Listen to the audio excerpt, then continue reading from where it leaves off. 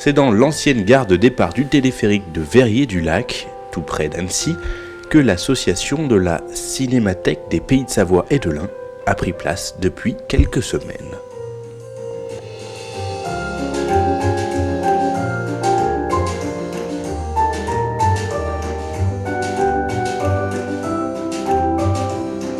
Un lieu atypique, fermé depuis 1984 et l'arrêt de l'exploitation du téléphérique, à qui l'association redonne vie, et comme c'est d'ailleurs sa mission avec la collecte, le traitement et l'archivage des images vidéo amateurs tournées ces dernières décennies dans nos départements.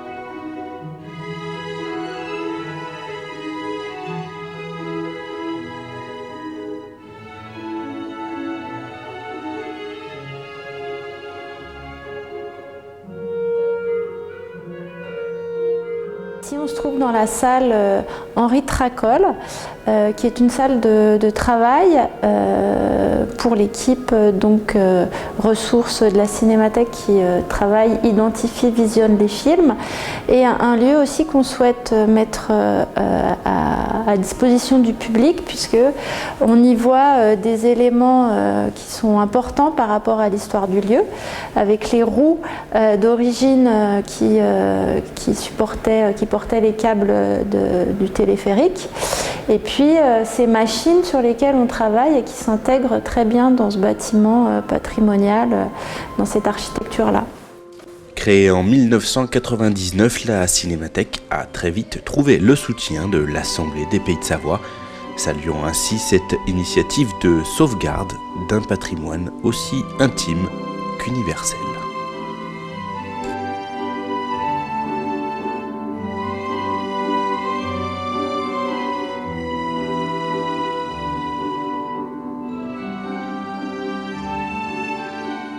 On s'intéresse particulièrement aux films amateurs, faits par les particuliers, par les institutions, les films de commande. Et tout ce cinéma qui n'est pas destiné au départ à la salle de cinéma et dont on retrouve aujourd'hui les bobines dans les greniers, les caves, et qui, si on n'est pas là pour sauvegarder ces films, meurent tout doucement et disparaissent. Donc depuis 15 ans, la Cinémathèque les collecte, et pour les sauvegarder, les numérise, les met sur des nouveaux supports pour pouvoir les visionner, puis faire des montages aussi, puisque ces films, ils sont faits pour être vus.